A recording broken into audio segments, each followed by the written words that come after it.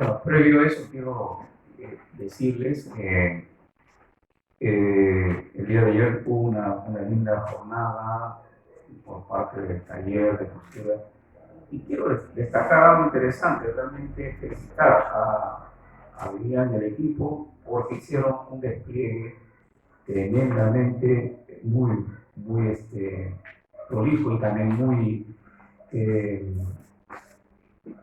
se podría decir bendecido a las familias que vinieron por esa meta que ellos se trazaron de poder llegar a alcanzarles algo por estos tiempos también, y eso es algo que hay que destacar. Así que reciban nuestros agradecimientos y también felicitaciones. Bien, vamos a estar ahora compartiendo la palabra, estaremos ahora leyendo, haciendo la lectura, y vamos a pedir a nuestro hermano Juan, quien esté trayendo la lectura en esta hora.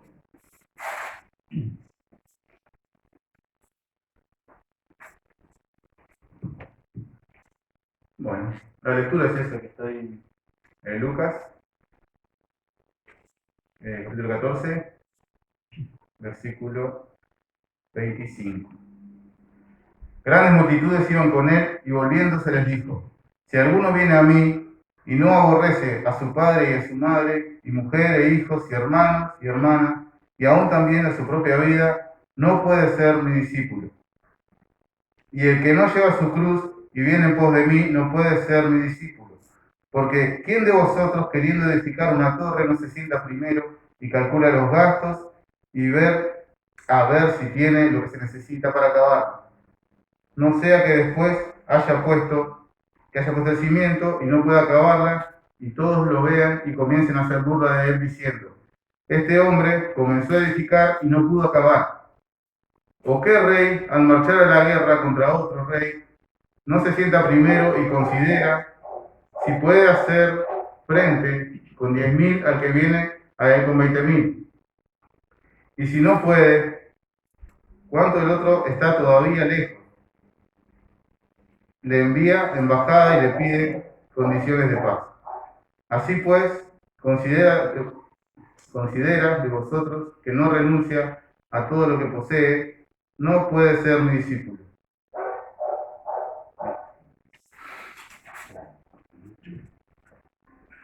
Muy bien, gracias hermano Juan.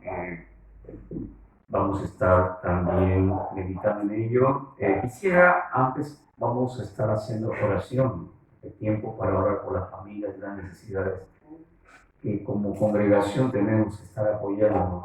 ¿Sí? Hay personas que en la semana también estuvieron cumpliendo años. En todo caso, también recordar que hay que estar bendiciendo y bueno, en cierta forma también en las redes se ve el aprecio que se tiene a cada miembro. Eso es muy bueno, muy bueno.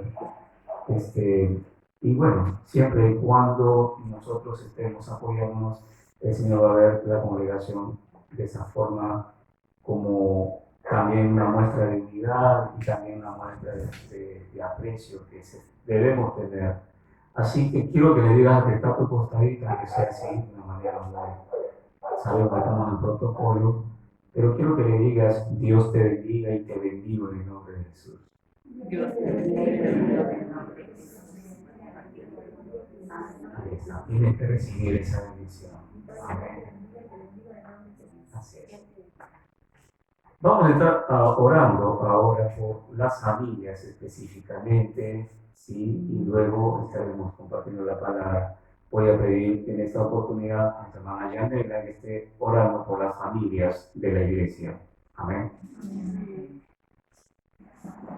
Padre celestial, amantísimo Señor, en el nombre de Jesús, en este momento estamos ante tu presencia, Padre eterno, para darte gracias, bendito Señor, por este momento que tú nos permites estar como iglesia, congregándonos, alabando tu nombre, aprendiendo de tu palabra. Gracias, Señor, porque tu palabra dice que donde haya dos o tres congregados en tu nombre, allí estarías tú en medio de ellos. Gracias porque sabemos que tu presencia está en este lugar, en este momento, en el nombre de Jesús. quiero interceder, Padre amado, por cada una de las familias que están representadas en este lugar. Yo bendigo a cada una de estas familias, Señor, a los hijos, nietos, sobrinos, primos, Señor, que tu presencia pueda estar tocando, que en este día pueda haber una intervención divina sobre cada familia, que tú puedas estar supliendo las necesidades de la familia en este tiempo, Señor, que tú seas derramando de tu amor, de perdón, de restauración sobre las familias en este lugar. En el nombre de Jesús, fortalece a aquellos que se están congregando en este momento, Señor, dale la fuerza, el ánimo, y que en este día uno pueda recibir esa palabra y podamos transmitirla a nuestra familia. En el nombre precioso de Jesús, te damos gracias. Amén. Amén. Muy bien, gracias a Dios. Estaremos ahora entonces centrándonos en el sermón de este día, y precisamente el título que nosotros habíamos puesto, en todo caso que sea impostado justamente en la lectura, es seguir a Jesús, ¿sí? Seguir a Jesús, y también en cierta manera poder entender la forma de cómo Jesús trataba a la gente que le quería seguir.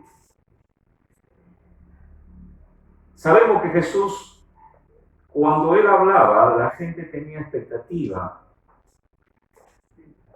Algunos lo seguían, como dice la Biblia, porque querían algo de Jesús, ser sanados, recibir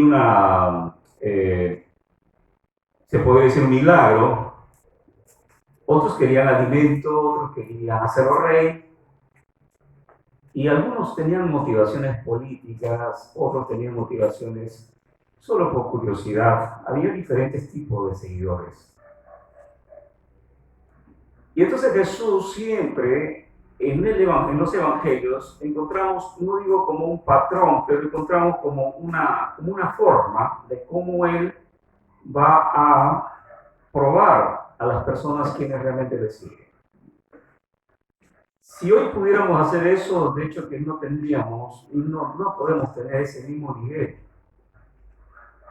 Pero el Hijo de Dios sí, porque Él es el Maestro, Él es el único. Entonces, todas las personas quienes le seguían, de tanto en tanto, o sea, en un espacio de tiempo, en esa línea de tiempo, en un espacio, siempre Jesús hacía prueba para ver si realmente mantenían su decisión de seguir. Y donde nosotros hemos leído es una de las estaciones o los momentos en los cuales Jesús va a usar palabras que debemos saber entender. Porque así como Jesús en una oportunidad dijo: el que no come mi carne y bebe mi sangre, ¿qué pensaríamos nosotros? Carnívoro, vampiro, etc. Ese mismo concepto probablemente tuvieron la gente quien lo oyó. Y esta es una expresión, lo que hemos leído, dice: el que no aborrece a padre y a madre. Y yo, bueno, ¿no? Te estás metiendo con mi papá y mi mamá. El que no aborrece a padre, a madre, a esposa, a hijos, a su propia vida. Entonces, era duro entender eso en ese tiempo.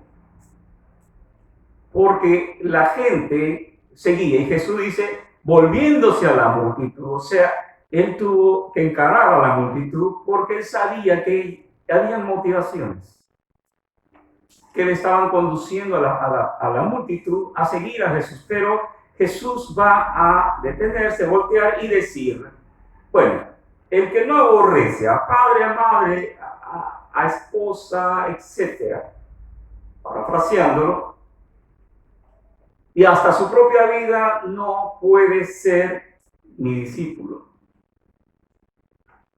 Me imagino que algunos, perdón el término, pero es correcto, recularon, o sea, retrocedieron para tomar un poco de cuidado. ¿Qué dijo este? ¿Cómo no? Papi, mami, y mi amor y mis hijos, no. Ahí te estás metiendo con cosas muy serias. Entonces, ¿cómo entendemos esto? ¿Y cómo es que las personas, como los discípulos, pudieron entenderlo y seguir? O sea, quienes siguieron pudieron entender por lo menos algo. Y aquí viene el entendimiento de que cuando uno está bien cerca y tiene un conocimiento íntimo, en todo caso, que trata de entender cuál es el modo de proceder, vas a poder comprenderlo. O sea, yo no puedo entender la situación de alguien solo porque oigo una cosa, sino que debo de tener una comunicación y un conocimiento debido al trato continuo o de tener los contextos para entender a la persona. Y eso no lo tenía la gente, porque recuerden, la gente seguía, pero era gente, como decía, de tránsito. Gente que venía por una motivación. Y cuando las motivaciones se suplen, ya no tienes esa expectativa. Pero quien tiene continuamente la expectativa es porque ya entró a la categoría de discípulo. Y ahí sí, aunque haya palos, aunque haya tempestades, aunque haya adversidades, aunque haya palabras que no entiendes, pero te sigo, yo estoy ahí, porque yo sé que lo voy a entender más adelante. Y esta congregación tiene muchos años. ¿Cuántos años tiene? A ver, ¿quién levanta la mano y me dice cuántos años tiene la congregación? En el 91. ¿Cuántos años tiene? Y ahora tiene 30, casi 30 años. Casi 30 años. Entonces no es un chiquilín común, ¿verdad? La obra no es niña, ya tiene sus años. Y hay personas que aquí han soportado cosas. La pregunta es, ¿la motivación que les permite estar, por qué es? Y la respuesta podría ser, porque han puesto sus ojos en el Señor. Es la única motivación que puede saltarnos. Entonces, esta gente, al momento de oír, el que no aborrece a padre y a madre, yo me imagino a más de un cuestionamiento de los propios discípulos de Jesús, ¿qué quisiste decir con eso? Y Jesús probablemente sí les explicó, porque Jesús nunca dejó con dudas a las personas, y mucho menos a los discípulos. Es probable que Jesús les haya dicho, bueno, yo lo que estoy diciendo es lo siguiente, que aquel que al momento de mirarme o de querer seguirme está volteándose para mirar qué es lo que dice papá, mamá, qué dice la esposa, qué dicen los hijos, y luego de lo que digan ellos querer seguirme, no va a poder seguirme. La palabra aborrecer significa en el sentido espiritual, bíblico, significa dar la espalda. Aborrecer es un acto de dar la espalda a aquello a la cual no estimas o no lo tomas como una guía de vida. Entonces, al decir el que no aborrece, bueno, aquel que de pronto no toma la actitud de dar la espalda ante aquello que viene para influir sobre una decisión de seguirme, de hecho que no puedes caminar con la cabeza volteando para atrás porque te puedes caer. Entonces hay que saber entender en esta parte. Luego Jesús va a decir otra cosa. ¿Ya entendiste a los discípulos? ¿Ya entendiste lo que es aborrecer? Sí, Señor. Ahora quiero que me expliques, Señor, ¿por qué quieres que yo tome una cruz? No está diciendo el que toma mi cruz, sino el que toma su cruz, o sea, tu cruz. Y para el entendimiento del judío, porque aquí le está hablando a los judíos, para el entendimiento del judío es algo duro, porque para ellos la cruz era señal de maldición. Jesús está diciendo que yo debo de tomar mi maldición. Y en ese tiempo los judíos entendían que era maldición morir en la cruz. Y mucho más tomar una cruz, porque era símbolo de paganismo. Y tomar una cruz y asumirlo como tuyo de una manera literal era señal de que abandonaste tus raíces. Y entonces le está diciendo Jesús, el que no toma su cruz, wow, bueno, con el papá y la mamá ya me sonó, ahora yo no sé cómo, no sé qué pensar de ti, Jesús. Me estás diciendo que tome una cruz. Soy judío. ¿Cómo puedo tomar una cruz si para mí eso es algo que me va a alejar de mi identidad? Es eso lo que el Señor nos llama. Alejarnos de una identidad pasada, de aquello a la cual se puede tomar como, en cierta forma, irresponsabilidad generacional. Es más fácil echarle la culpa a los pasados, o sea, al pasado. Y eso es una inercia, una forma ya de fuerza que viene por la generación, que hasta inclusive los hijos van a decir, por culpa de mi padre, por culpa de mi madre. No, mi padre y mi madre no me supieron criar. O por culpa de los abuelos. O sea, por culpa de. Nunca es culpa de él, sino de. Y Jesús está diciendo, no, a ver, toma tu cruz. Tomar la cruz significaba de que tú asumieras una responsabilidad propia de tu vida. El que no asume sus propias responsabilidades no va a poder seguir, porque va a llegar el momento en que se va a cuestionar muchas de las veces las cosas que tú haces y no vas a tener a quien culpar. Pero si tienes esto de que asumes tu propia responsabilidad, entonces el arrepentimiento va a estar de continuo. Pero el que está queriendo que otros sean los culpables, de hecho que nunca vas a poder asumir. Porque eso viene desde Adán y Eva. Recuerden, ¿qué dijo Adán? La mujer que me dijo. ¿Qué dijo la mujer? La serpiente. ¿Y qué dijo la serpiente? Miró a quién le va a echar la culpa. Ya no pudo más. Por eso es importante que lo que Jesús está haciendo son, primero, pasos de prueba de identidad. Hay una identidad en aquel que recibe. No solamente seguirle, también hay que soportar a Jesús. Hay que soportar lo que la palabra, y aquel que lo soporta, por eso dice, el que guarda mis mandamientos, Juan 14, 21 y 23, lea en casa, grábenlo, ténganlo en cuenta. Juan 14, 21 y 23 son dos textos básicos para aquel que sigue a Jesús. El que guarda mis mandamientos. Ese guardar mis mandamientos es soportar la palabra del Señor en tu vida.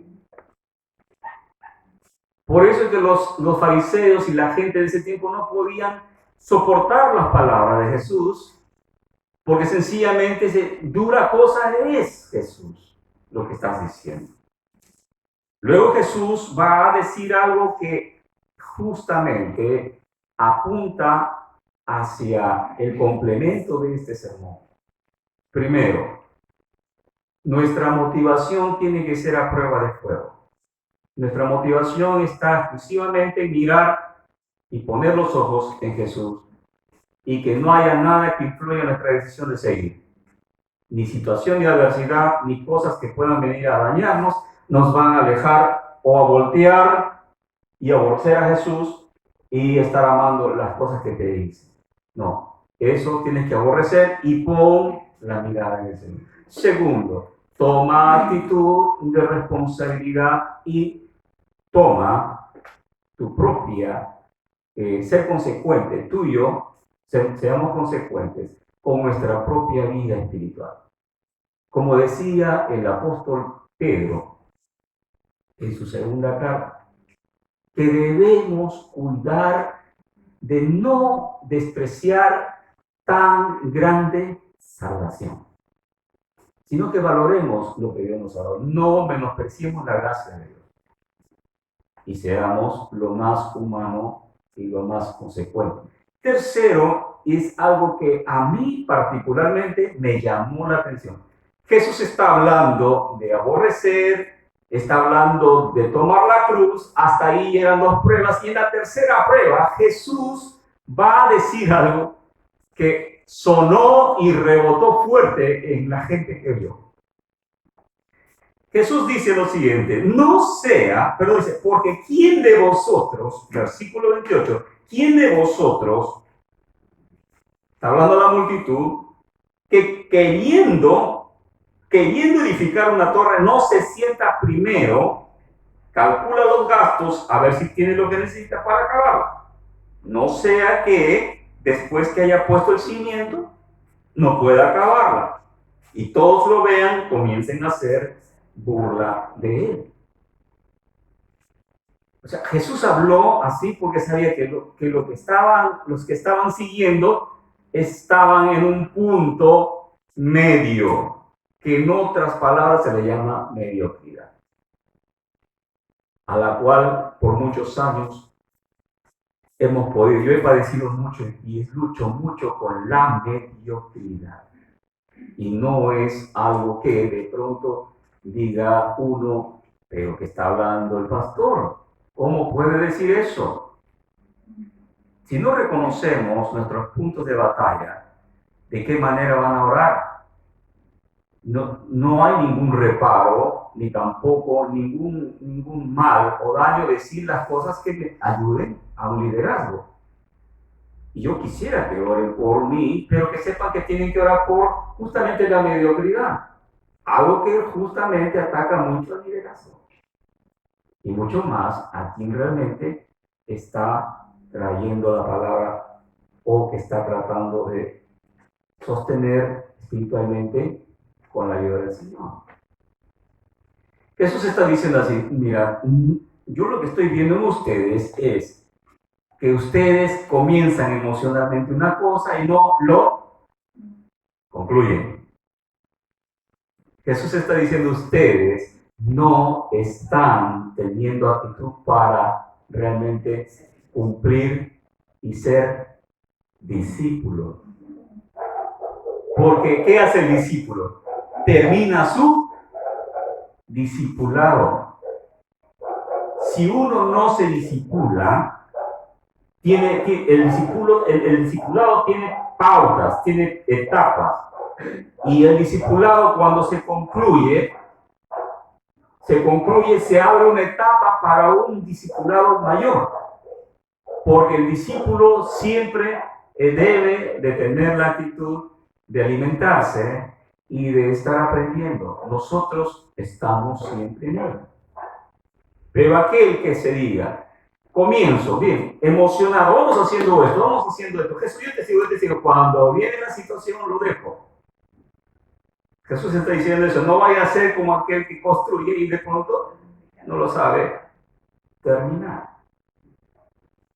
Son tres males que atacan a los seguidores. El amar más, el no tener un acto de autoconciencia y la mediocridad.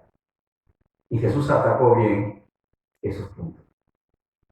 La gente que lo oyó se pudo darse cuenta de que Jesús no era cualquier maestro o rabino que por ahí andaba. Porque recuerden bien, habían dos escuelas en ese tiempo. La escuela de Juan el Bautista y la escuela de los fariseos. Juan el Bautista era el maestro de una escuela. Porque dice, los discípulos le dijeron a Jesús, Jesús, enséñanos a orar como Juan enseña a sus discípulos. Entonces Juan el Bautista también enseñaba, pero era duro Juan el Bautista. Juan el Bautista tenía una característica. No te podías poner delante de él así nada más. Y ser discípulo de Juan el Bautista era muy complicado. Porque aquel que se atrevía a estar siguiendo a Juan el Bautista, como tenía el discernimiento espiritual, ya que el espíritu de Elías estaba en él, y Elías tenía discernimiento espiritual de lo que estaba en el espíritu y las personas, y sabía lo que pensaban por el Espíritu de Dios, entonces no podías estar teniendo una actitud de doble vida. Porque Juan el Bautista te decía en tu cara, y me decía a mí, tú estás así, así, así, esto estás pensando tú, esto hiciste, así que arrepiéntete, y de frente arrepiéntete. Por eso los discípulos de Juan tenían que estar consagrados.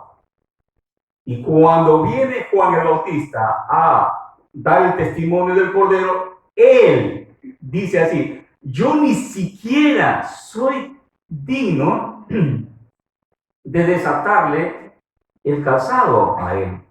O sea, lo que está diciendo, el nivel de él es mucho mayor que yo. Así que ponerse delante de Jesús implicaría algo que considerar. Jesús sabía lo que pensaban, sí, lo dice la Biblia. Entonces, para poder terminar, dentro de esto Jesús nos enseña con este pasaje, y en el prefacio dice lo que cuesta seguir a Jesús. Ahora podríamos decir, es fácil seguir a Jesús. Es fácil creer. Pero seguir a Jesús implica dar pasos firmes de nuestra fe. Quiere decir que el Señor te va a probar con pruebas reales. El Señor va a hacer que pase situaciones, Él lo va a permitir. Y que no entiendas también para ver qué dices, tanto tú como yo. Y te va a sorprender como también sorprendió a los discípulos. Y también te va a hacer pensar, como lo hizo pensar a Pedro cuando le dijo, ándate al mar y vas a encontrar un pez y dentro del pez va a haber un monedero. A ver, Jesús, me estás tomando el pelo, ¿verdad? Voy a ir al mar, voy a pescar, y tú me dices que el pescado adentro tiene moneda. A ver, ¿te voy a creer? Por eso Jesús, en esa profecía dada en Isaías, capítulo 53, ¿quién ha creído a nuestro anuncio? Era difícil seguir a Jesús. Así que quien diga, ¿cómo me gustaría estar en los tiempos de Jesús? A ver, ¿qué podríamos decir? Capaz nosotros mismos estaríamos en una tremenda duda. ¿Seguimos a este o no lo seguimos? Hoy, porque tienes el Espíritu de Dios, puedes entender.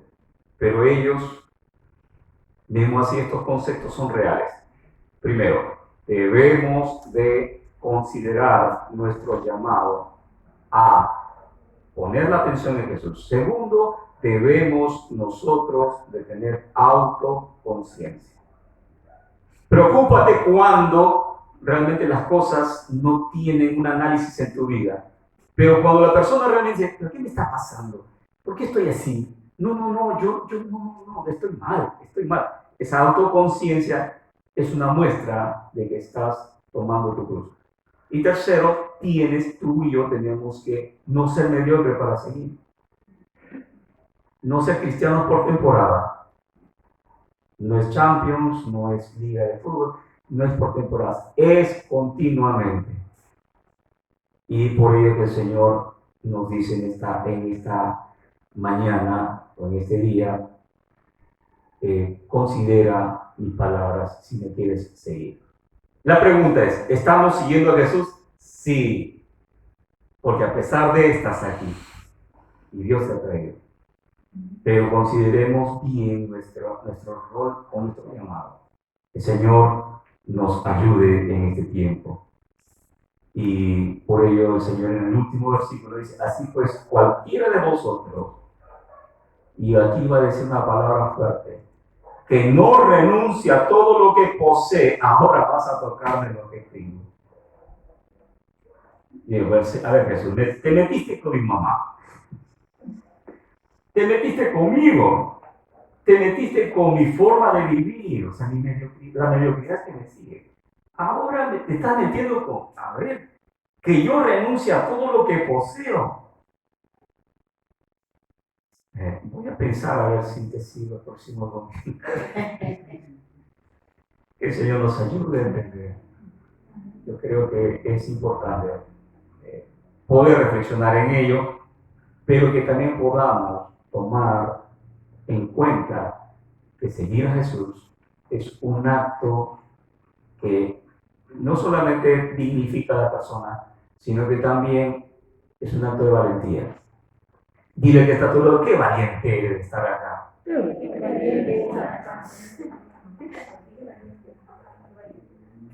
Yo estoy con esto de aprender términos uruguayos, pero no sé cuáles son correctos y no correctos. Porque escuché a unos conciertos que dicen, ¿qué lo parió? ¿Qué lo parió?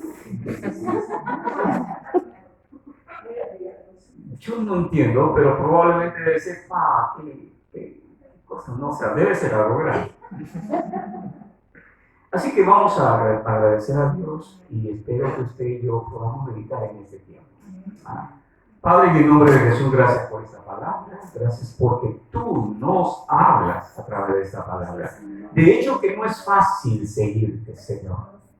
No es fácil porque nuestra naturaleza aún necesita, Señor, disciplina de seguir, de discípulos, Señor. Por ello tú nos llamas a ser discípulos, para entrar a la disciplina personal contigo. Señor, las cosas que han pasado es, pero a partir de hoy, permítenos, Señor, que seamos centrados en la correcta motivación para seguirte, Señor. Y ayuda a cada uno de los que nos pueden estar también apreciando por las otras formas, que podamos, oh Dios, entender que primero es que tú nos amas y estás dispuesto a ayudarnos en el caminar. Ayúdanos a entenderte, aunque es complicado poder entenderlo, pero ayúdanos en el nombre de Jesús. Bendice a cada familia, que haya paz en las familias, que esta semana sea semana de podamos, Señor, ver que a través de las adversidades, cualquier cosa que pase, siempre estarás con nosotros y que podamos no ser mediocres. En el nombre de Jesús. Amén. Amén. Y amén. Muy bien, que Dios le bendiga, hermanos. Pueden al final pasar a